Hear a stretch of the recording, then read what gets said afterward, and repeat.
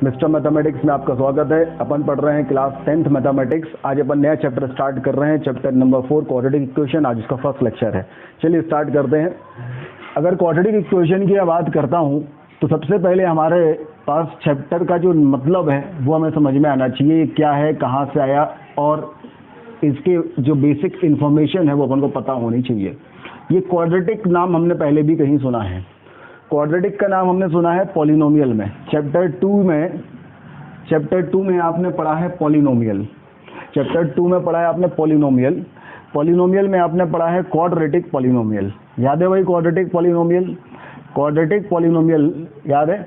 हमने पढ़ा था पॉलिनोमियल हमारे पास एक ऐसा एक्सप्रेशन होता है जिसमें जितनी भी टर्म्स होती हैं उन सभी टर्म्स का पावर होल नंबर होना चाहिए। इसका पावर 2 है, यहाँ पे x का पावर 1 है, यहाँ पे x का पावर 0 है, तो ये पॉलिनोमियल होगा। तो पॉलिनोमियल एक ऐसा एक्सप्रेशन होता है जिसमें जितनी भी टर्म्स है सभी का पावर जो है वो क्या होना चाहिए, सभी का पावर होल नंबर होना चाहिए। तो दूसरी चीज अपन ने पढ़ा था कि पॉलिनोमियल में जो हाईएस्ट पावर ऑफ x होता है उसको अपन क्या बोलते हैं, हाईएस्ट पावर ऑफ x को अपन डिग्री ऑफ पॉलिनोमियल बोलते हैं। यहाँ पे डिग्री ऑफ पॉलिनोमियल क्या है, 2 है। फिर अपन ने देखा था ऐसा पॉलिनोमियल जिसकी डिग्री 0 होती है उसको अपन बोलते थे कांस्टेंट पॉलिनोमियल। फिर ऐसा पॉलिनोमियल जिसकी डिग्री 1 होती है उसको अपन बोलते थे लीनियर पॉलिनोमियल। फिर ऐसा पॉलिनोमियल जिसकी डिग्री 2 होती है उसको अपन बोलते थे क्वाड्रेटिक पॉलिनोमियल। फिर ऐसा पॉलिनोमियल जिसकी डिग्री 3 होती है, 7x³ + 9x² + 6x + 11, उसको अपन बोलते थे क्यूबिक पॉलिनोमियल। जिसकी डिग्री 4 होती है उसको बोलते थे अपन बाय क्वाड्रेटिक पॉलिनोमियल। तो अपन ने क्वाड्रेटिक पॉलिनोमियल पढ़ा था कि हमारे पास 5x² + 7x + 9 जो है इस टाइप का जो पॉलिनोमियल एक क्वाड्रेटिक पॉलिनोमियल है, क्योंकि इसमें जो है हाईएस्ट पावर ऑफ x है वो क्या है, 2 है। ये अपन ने ऐसा पढ़ा था। अपन ने वैल्यू ऑफ पॉलिनोमियल भी पढ़ा था। फिर अपन ने इसके मैंने आपको ग्राफ्स भी बताए थे, इसके जीरोज भी बताए थे कि x की वो वैल्यू जो रखने पे इसकी वैल्यू 0 होती है उसको अपन जीरोज ऑफ पॉलिनोमियल बोलते हैं। वो अपन आगे रिवाइज करेंगे जरूरत पड़ने पे। तो बेसिकली ये अभी अपन को रिवाइज करना है, दिस इज क्वाड्रेटिक पॉलिनोमियल। तो क्वाड्रेटिक इक्वेशन क्या हो सकती है भाई? क्वाड्रेटिक पॉलिनोमियल अगर ये है तो क्वाड्रेटिक इक्वेशन क्या होती होगी? तो बेसिकली इक्वेशन क्या होती है कि जब मैं किसी पॉलिनोमियल को किसी कांस्टेंट से, 0 से, 2 से, 3 से, कोई भी कांस्टेंट से या किसी और पॉलिनोमियल से इक्वेट कर देता हूं तो जो बनता है उसे अपन इक्वेशन बोलते हैं। इक्वेशन मतलब इक्वालिटी का साइन, यहाँ पे कोई इक्वेट कर दिया गया दो चीज़ों को। तो क्वाड्रेटिक इक्वेशन अगर हम देखें तो standard form of quadratic equation जो है वो ax² + bx + c = 0 के फॉर्म का होगा। भाई अगर मैं इसको 5x² + 7x + 9 को अभी px से इक्वेट किया था तो ये पॉलिनोमियल था। अगर इसको 0 से इक्वेट कर दूंगा तो ये हमारे पास क्वाड्रेटिक इक्वेशन बन जाएगी। तो दिस इज क्वाड्रेटिक इक्वेशन। अब अगर ये हमारे पास क्वाड्रेटिक इक्वेशन है तो अपन आगे बढ़ते हैं अपन, ठीक है। अब क्वाड्रेटिक इक्वेशन के बारे में अपन आगे बढ़े तो क्वाड्रेटिक इक्वेशन का अपन स्टैंडर्ड फॉर्म को समझें। तो what is the standard form of quadratic equation? तो अगर हम standard form of quadratic equation के बारे में बात करें तो standard form of quadratic equation होता है ax² + bx + c = 0। This is standard form of quadratic equation. अच्छा, ये जो standard form of quadratic equation होता है इसमें a should not be equal to 0, क्योंकि अगर a की वैल्यू 0 हो गई तो ये वाली टर्म खत्म हो जाएगी, ये बचेगा bx + c, तो ये क्वाड्रेटिक बचेगा ही नहीं है, तो लीनियर हो जाएगा। तो यहाँ पे a should not be equal to 0, a की वैल्यू 0 नहीं होनी चाहिए। और यहाँ पे a b c कुछ भी हो सकता है, any real number. Real number मतलब all the number that can be represent on the number line, ठीक है। अच्छा, तो जो a मतलब ये है a b c belongs to real number का मतलब क्या है भाई? अगर मैंने ऐसा रखा, ये रखा मैंने 5x² + 7x + 9 = 0, तो a की वैल्यू अपने पास क्या आ गई 5, b की वैल्यू अपने पास क्या आ गई 7 और c की वैल्यू क्या आ गई 9। रख सकते हैं, कोई दिक्कत नहीं है ना। a b c any real number, बस a की वैल्यू 0 नहीं हो सकती। अच्छा, a की वैल्यू 0 नहीं हो सकती तो b की वैल्यू 0 हो सकती है कि? बिल्कुल हो सकती है, कोई कंडीशन b की दी नहीं। c की वैल्यू भी 0 हो सकती है। तो मतलब ये है कि अगर मैंने कहा कि ऐसा दिया है 5x² + 9 = 0, तो अगर इसे अपन देखें तो ये लिखा है 5x² + 0 × x + 9 = 0। अगर इसे अपन कंपेयर करेंगे ax² + bx + c = 0 से, तो a की वैल्यू आ जाएगी 5, b की वैल्यू आ जाएगी 0 और c की वैल्यू आ जाएगी 9। तो इस तरीके से अपने पास चीज़ें आ जाएंगी। तो b की वैल्यू 0 हो सकती है। अच्छा, c की वैल्यू 0 हो सकती है, बिल्कुल हो सकती है। ऐसा लिखा हो 5x² + 7x = 0, तो ये भी क्वाड्रेटिक इक्वेशन है। ये ऐसा लिखा है 5x² plus 7x plus 0 equal to 0। अगर मैं कंपेयर करता हूँ तो ये लिखा है ax² plus bx plus c equal to 0। तो a की वैल्यू 5 है, b की वैल्यू 7 है, बट c की वैल्यू 0 है। इवन b और c दोनों की वैल्यू साथ साथ 0 हो सकती है, बिल्कुल हो सकती हैं।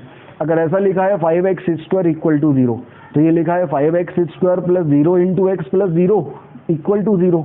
अगर इसे अपन कंपेयर करते हैं तो यह ax² plus bx plus c equal to 0। तो a की वैल्यू है 5, b की वैल्यू है 0 और c की वैल्यू है 0। तो इस तरीके से हमारे पास एक चीज़ क्लियर हुई कि अगर ax² plus bx plus c equal to 0 के फॉर्म में कोई इक्वेशन लिखी है तो उसे अपन standard form of quadratic equation कहते हैं, जहाँ पे a की वैल्यू तो 0 नहीं हो सकती, a b c की वैल्यू रियल नंबर हो सकती, कुछ भी, मतलब a की वैल्यू 0 छोड़ के कुछ भी, और b और c की वैल्यू एनी रियल नंबर। अच्छा, एनी रियल नंबर मतलब any real number that can be represent on the number line. तो ऐसा नहीं है ये अपन ने सब रैशनल लिए हैं, इंटीजर लिए हैं, ऐसा नहीं है। इसके लिए डेसिमल में भी हो सकती है, इर्रेशनल भी हो सकती है, कुछ भी हो सकती है। चलो इतना नोट कर लो पहले, फिर मैं आगे बढ़ाता हूँ आपको। चलिए आगे बढ़ते हैं अपन। भाई यहाँ पे अपन ने सब जगह इंटीजर ले रखी, केवल पॉजिटिव ले रखी, ऐसा नहीं है। नेगेटिव भी हो सकती है, रैशनल भी हो सकती है, इर्रेशनल भी हो सकती है। भाई अगर ऐसा है 5x² minus 7x plus 9 equal to 0, तो भी कोई दिक्कत नहीं है। भाई अगर अपन इसको देखें तो ये हमारे पास है ax² plus bx plus c equal to 0। तो a की वैल्यू क्या आ गई 5, b की वैल्यू क्या आ गई -7, c की वैल्यू क्या आ गई 9। तो नेगेटिव भी हो सकती है, कोई इशू नहीं है, नेगेटिव भी हो सकती है। इवन तीनों भी ये लिखा है -5x² plus 7x minus 9 equal to 0। तो ये अपने पास a की वैल्यू -5 आ गई, b की वैल्यू 7 आ गई, c की वैल्यू -9 आ गई। अच्छा, ये जो नेगेटिव है इसमें आप माइनस का मल्टीप्लाइड करके पॉजिटिव भी कर सकते हो। जैसे मान लीजिए हमारे पास इक्वेशन गिवन थी 5x² plus 7x minus 9 equal to 0। मैंने माइनस से 1 से मल्टीप्लाइड कर दिया, तो ये प्लस का हो गया, ये माइनस का हो गया, ये प्लस का हो गया। ये भी कोई दिक्कत नहीं है, ऐसा भी इसको लिख सकते हैं। मतलब ये भी, ये और ये दोनों बिल्कुल सेम ही है, कोई दिक्कत नहीं। a की वैल्यू 5, b की वैल्यू -7, c की वैल्यू 9, कोई इशू नहीं है। अच्छा, अपन ऐसा भी होगा कि भाई अपन ने इंटीजर ले रखा है। अगर आप कहो नहीं सर इंटीजर क्या मतलब कुछ और नहीं हो सकता, डेसिमल भी हो सकता भाई साहब, कोई दिक्कत नहीं है। डेसिमल कुछ भी, a b c should be any real number, but a की वैल्यू 0 नहीं होनी चाहिए। आपने लिख दिया 3.2 into x² plus 6.1 into x plus 7 equal to 0। ये भी क्वाड्रेटिक इक्वेशन है। a की वैल्यू क्या है 3.2, b की वैल्यू क्या है 6.1 और c की वैल्यू क्या है 7, कोई दिक्कत ही नहीं है। अगर आपसे बोला गया कि अंडर रूट में हो जाए, कोई दिक्कत नहीं, रेशनल ले लो, √2x² plus 5x plus 7 equal to 0। a की वैल्यू क्या हो जाएगी √2, b की वैल्यू क्या हो जाएगी 5, c की वैल्यू क्या हो जाएगी 7। कहीं से कहीं तक कोई दिक्कत नहीं है। a b c should be any real number, बस a की वैल्यू 0 नहीं होनी चाहिए। अगर अपने पास ऐसा दिया हुआ है, बोला है 5x² plus 2√2x plus 7 into √6 equal to 0, ये भी क्वाड्रेटिक इक्वेशन है। ये अगर हम ax² plus bx plus c equal to 0 से कंपेयर करेंगे तो a की वैल्यू 5 है, b की वैल्यू 2√2 है, c की वैल्यू 7 √6 है। तो कहने का मतलब यह है कि ax² plus bx plus c equal to 0 के फॉर्म की जो इक्वेशंस होती हैं वो सभी हमारे पास क्वाड्रेटिक इक्वेशन कहलाती हैं। a b c की वैल्यू कुछ भी हो सकती है, बस a की वैल्यू 0 ना हो। तो दिस इज द कंसेप्ट, यहाँ तक नोट कर लीजिए, फिर अपन आगे बढ़ते हैं। चलिए, अच्छा a b c को कहते क्या है, तो a b c का जो नाम होता है न्यूमेरिकल कोफिशिएंट, पता है ना, ये numerical coefficient of x², this is numerical coefficient of x and this is numerical coefficient of x का पावर 0। जो a b c होते हैं, इन a b c का जो नाम होता है इनको बोलते हैं न्यूमेरिकल कोफिशिएंट, है ना। अच्छा, न्यूमेरिकल कोफिशिएंट जो है ना, इसको केवल कोफिशिएंट भी बोला जाएगा तो उसका मतलब न्यूमेरिकल कोफिशिएंट की बात कर रहे हैं। Basically a b c numerical coefficient कहलाते हैं, x² x ये जो है अलजेब्रिक कोफिशिएंट कहलाते हैं। लेकिन अपन को जो है a b c के बारे में मेन है 10th में, तो a b c numerical coefficient कहलाएंगे। और जब भी बोला जाएगा कोफिशिएंट, तो कोफिशिएंट मतलब न्यूमेरिकल कोफिशिएंट की बात करी गई है। तो a क्या होता है, a होता है कोफिशिएंट ऑफ x², a क्या है कोफिशिएंट ऑफ x², b क्या होता है, b होता है कोफिशिएंट ऑफ x, और c क्या होता है, c होता है कोफिशिएंट ऑफ x का पावर 0। अच्छा, कोफिशिएंट ऑफ x² का एक और नाम होता है, that is leading coefficient. Highest power term का जो कोफिशिएंट होता है उसको अपन बोलते हैं लीडिंग कोफिशिएंट, और जो कांस्टेंट टर्म का कोफिशिएंट होता है उसको बोलते हैं कांस्टेंट टर्म या फिर एब्सोल्यूट टर्म, एब्सोल्यूट टर्म।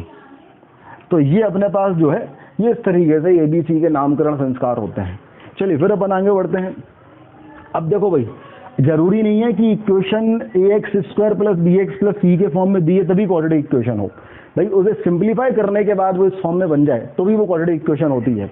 जैसे मान लीजिए अगर हमसे बोला गया है कि भाई x प्लस 2 का whole square equal to 5x plus 11, बताओ ये क्वाड्रेटिक इक्वेशन होगी कि नहीं? तो आप कहोगे भाई ये तो x square plus b x plus c के फॉर्म में है ही नहीं, तो क्वाड्रेटिक इक्वेशन नहीं होगी क्या? नहीं नहीं भैया होगी। कैसे होगी? देखो, इसका आप स्क्वायर कर दो तो ये हो जाएगा x square plus 4x plus 4। Simplify करने के बाद अगर कोई इक्वेशन इस फॉर्म में कन्वर्ट हो रही है x square plus b x plus c equal to 0 के, तो डेफिनेटली वो क्वाड्रेटिक इक्वेशन होगी। तो इसे अपन सिंप्लीफाई करेंगे तो एक्स स्क्वायर माइनस एक्स और क्या हो जाएगा -7 इक्वल टू 0। तो देखो भाई ये क्वाड्रेटिक इक्वेशन है।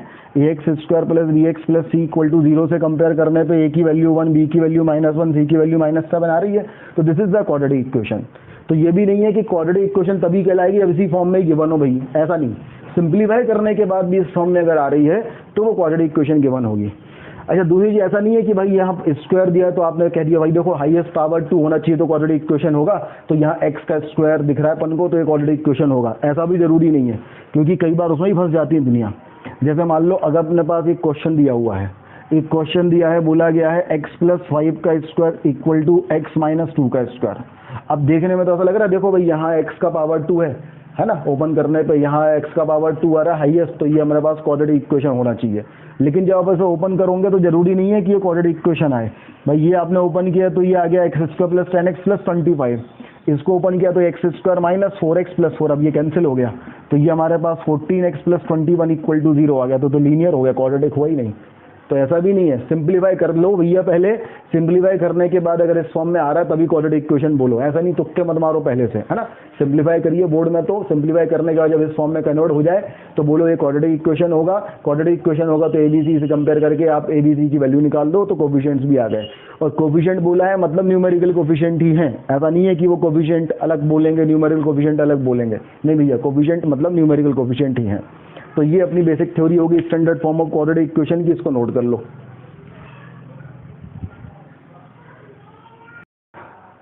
हाँ भाई, अब देखो ऐसा नहीं है कि क्वाड्रेटिक इक्वेशन ही दी रहेगी कि लो भाई इसको ये क्वाड्रेटिक इक्वेशन दिया फिर इसको आगे हिसाब किताब देख लो। कई बार ऐसा होगा कि वर्ड प्रॉब्लम भी होंगे कि वो लिखा है ऐसी जो अपन पढ़ते थे ना चैप्टर नंबर 3 में कि ये एजेस वाले क्वेश्चन, फ्रैक्शन वाले क्वेश्चन, नंबर्स वाले क्वेश्चन और डिस्टेंस वाले क्वेश्चन, टाइम वाले क्वेश्चन, कुछ भी क्वेश्चन दिए हैं फिर अपन उसको बनाते थे, जब सॉल्व करते थे तो लीनियर इक्वेशन ऑफ 2 वेरिएबल बन जाती थी। ऐसे वर्ड प्रॉब्लम इसमें भी होते हैं कि भाई आपको क्वेश्चन दिए हैं, अब आप उसको सॉल्व करके लास्ट में बना रहे हो तो क्वाड्रेटिक इक्वेशन बन रही है। तो क्वाड्रेटिक इक्वेशन ऐसे वर्ड प्रॉब्लम में भी बन जाती है, तो अपन उसके भी एक आध दो एग्जांपल देख लेते हैं, फिर मैं आपको होमवर्क दूंगा। जरा आ जाओ आप, ये आप ना पेज सॉल्व एग्जाम्पल पे आ जाओ, है ना। सॉल्व एग्जाम्पल में दिया है ये, एनसीईआरटी निकाल लें अपन।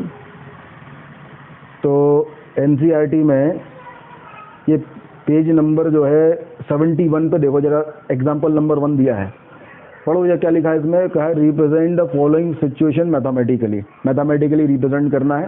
फर्स्ट के 2 पार्ट है, बस ये दोनों मैं करा देता हूँ तो आपको समझ में आ जाएगा कि वर्ड प्रॉब्लम में भी क्वाड्रेटिक इक्वेशन बन सकती है।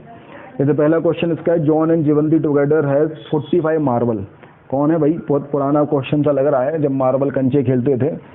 एक है जॉन और एक उसकी फ्रेंड है जीवंती, फ्रेंड है जस्ट फ्रेंड जीवंती, इन दोनों के पास कंचे हैं मार्बल। तो इन दोनों के पास टोटल जो है 45 मार्बल्स हैं, अच्छी बात है। फिर आगे बढ़े, बोला गया है both of loss 5 marble each, अच्छी बात है। इन नहीं 5, तो पहले अपन इसी को पढ़ लेते हैं। अपन ऐसा कहें भाई कि अगर जॉन के पास है x मार्बल्स, ठीक है, और जीवंती जी जो हैं, जीवंती जी के पास है y मार्बल, कंचे खेलना पसंद कर रहे हैं ये लोग बच्चे, क्या जमाना आ गया है, a मार्बल। दोनों का सम 45 है, तो x प्लस वाई की वैल्यू क्या हो जाएगी 45। तो y की वैल्यू अपन ने 45 माइनस x लिख ली ताकि अपन सब्स्टिट्यूट कर सके। This is equation number 1। अब आगे बढ़े, तो कहानी ये हो गई कि एक थे जॉन और एक थे जीवंती, दोनों के पास x और y मार्बल हुआ करते थे। फिर आगे की कहानी पढ़े, बोला गया है बोथ ऑफ देम लॉस 5, दोनों ने 5-5 खो दिए, खो कह दिए, हार गए होंगे, खेलते हैं तो हार जाते थे ना, किसी और के साथ खेले होंगे, हार गए, बोल दिया घर पे खो गए, तो इसके बचे x माइनस 5 और इसके बचे y माइनस 5। बोला गया है इन दोनों का जो प्रोडक्ट है वो 124 है खोने के बाद, 125 लिख दिया है, 124 लिख लो, है ना, 124 है। अगर 124 है तो आपको बताना है दोनों के पास जो है, बस क्वाड्रेटिक कंडीशन बनानी ना अपन को, अभी मैं आपको सॉल्व करना थोड़ा ना सिखा रहा हूँ। तो ये दो कंडीशन दी थी अपन ने, y की वैल्यू 45 माइनस एक्स यहाँ रख दी, तो ये हो गई x माइनस 5, वाई की जगह मैंने रख दिया 45 minus x minus 5 equal to 124। तो ये अपने पास आ गया x माइनस 5 और ये आ गया 40 माइनस एक्स इक्वल टू आ गया अपने पास 124। पहले इतना नोट कर लो फिर आगे बढ़ पाएंगे। चलो भाई, प्रेम पूर्वक आप लोगों ने इतना नोट कर लिया होगा, अब आगे बढ़ रहा हूँ मैं, है ना। मल्टीप्लाइड करो इसको, तो x इंटू 40 कितना हो जाएगा भैया, 40x minus of x square minus of 200 plus of 5x equal to 124। तो ये minus of x square 40 plus 5 plus हो गया 45x minus of 200 equal to 124। तो ये हो गया minus x square plus 45x, इस तरफ आ गया तो माइनस 324 इक्वल टू 0। ये एक्स स्क्वायर नेगेटिव अच्छा नहीं लग रहा आपको, चलो माइनस से मल्टीप्लाइड कर दो, तो x square minus 45x plus 324 equal to 0। देखो बन गई क्वाड्रेटिक इक्वेशन। तो वो भावनाएं समझो, है ना, ये नहीं ध्यान ना बांटो कि इसको सॉल्व कैसे करेंगे, ये वो आएंगे वो भावना ये थी कि क्वाड्रेटिक इक्वेशन जो है ऐसा नहीं है कि आपको मतलब गिवन ही होगी कि भाई चलो ये गिवन है करो अब इसको सॉल्व करो। आपको वर्ड प्रॉब्लम भी आ सकते हैं जिसको सॉल्व करके क्वाड्रेटिक इक्वेशन बनेगी, फिर इसको सॉल्व करना अपन सीखेंगे, सॉल्व करेंगे, फिर x की वैल्यू निकलेगी, फिर y की वैल्यू निकलेगी, फिर आंसर आएगा। तो this is the formation of quadratic equation in word problem. तो नोट कर लो भाई, एक आध एग्जाम्पल और करवा देते हैं, ठीक है। इसके बाद देखो इसका क्वेश्चन नंबर 2 भी यही कर देते हैं ना। चलो क्वेश्चन नंबर 2 कर लो, इसका फर्स्ट के दोनों ही पार्ट कर लो सॉल्व एग्जाम्पल के। क्वेश्चन नंबर 2 में बोला गया है ये cottage industry produce a certain number of toys in a day, ठीक है, and the cost of the production of each toy was found to be 55 minus the number of toy production in a day on a particular day total cost of production was rupees 750। चलो क्या कह रहे हैं भाई, first का second part है, first अंग्रेजी है पढ़ लो। A cottage industry produce a certain number of toys in a day. तो अपन कह रहा है भाई कि मान लो टॉय एक दिन में जो टॉय इन अ डे जो है वो x टॉयज हैं, एक दिन में x प्रोडक्शन ऑफ टॉय लिखो, तो और अंग्रेजी अच्छे से लिख लो, production of toys in a day equal to x, ठीक है। फिर बोला है कॉस्ट ऑफ ईच टॉय, जो उसे पड़ता है cost price of each toy, वो क्या है, बोला है found to be 55 minus number of toys in a day, number of toys minus number of toys in a day minus 55 rupees. तो नंबर ऑफ टॉयज थे x, तो ये cost of each toy क्या हो गया x माइनस 55। तो जो हमारे पास कॉस्ट ऑफ ईच टॉय आ गया वो क्या आ गया x माइनस 55। अब बोला total cost of production in एक डे, तो भाई साहब कॉमन सेंस लगा देना है ना, total cost of production in each day, उस दिन जो है टोटल कॉस्ट ऑफ प्रोडक्शन क्या होगी, तो भाई टोटल कॉस्ट ऑफ प्रोडक्शन क्या होगी, नंबर ऑफ टॉयज बताओ भाई कितने बनाए हैं, और एक टॉय जो है वो कितने का पड़ा है वो बता दो। तो number of toys in a day equal to cost of each toy. तो नंबर ऑफ टॉयज अगर x थे और कॉस्ट ऑफ ईच टॉय अगर x माइनस 55 था, तो इसकी वैल्यू 750 है। तो देखो ये क्वाड्रेटिक इक्वेशन बन गई, ये हो गया एक्स स्क्वायर, ये आ गया हमारे पास minus 55x minus of 750 equal to 0। तो ये अपने पास आ गया, this is a quadratic equation. तो भावना यही समझाना चाह रहे हैं आपको कि भाई जो क्वाड्रेटिक इक्वेशन होगी ना, क्वाड्रेटिक इक्वेशन वर्ड प्रॉब्लम में भी बन सकती है। आपको इस क्वेश्चंस वगैरह दिए हैं, कंडीशंस दिए, आप कंडीशन को एडजस्ट से लिखोगे, लास्ट में जब आप बनाओगे ना तो क्वाड्रेटिक इक्वेशन बन जाएगी। अब आप थोड़े ही समय बाद, एक आध दो लेक्चर बाद आप सॉल्यूशन ऑफ क्वाड्रेटिक इक्वेशन सीखोगे, तो आप इनको सॉल्व करना सीख जाओगे। सॉल्व करके अपन x की वैल्यू निकालेंगे तो टॉयज इन अ डे आ जाएगा, फिर x में माइनस 55 कर देंगे तो कॉस्ट ऑफ ईच टॉय आ जाएगा। तो इस तरीके से क्वेश्चन सॉल्व होते हैं। तो अच्छा लगा आप लोगों को पढ़ के basic introduction of quadratic equation of class 10th। इतना करने के बाद जो है होमवर्क लिख लो भाई पहले, है ना, क्योंकि अगली क्लास में होमवर्क का डिस्कशन करना पड़ेगा। तो होमवर्क लिख लीजिए। होमवर्क आपका है सॉल्व एग्जाम्पल नंबर 2 आपको करनी है ना भाई। एनसीईआरटी आप सॉल्व कर रहे हो, ऑब्वियस है। एनसीईआरटी में जो है आपको सॉल्व एग्जाम्पल नंबर 2 करना है पहली बार, और दूसरा आपको एक्सरसाइज 4.1 करनी है। एक्सरसाइज 4.1 ये पूरी करनी, 4.1 और सॉल्व एग्जाम्पल नंबर 2। बहुत ही आसान है। चलिए इतना करके आइएगा, अगली क्लास में मिलते हैं अपन अगली क्लास में। तब तक के लिए धन्यवाद, बाय बाय।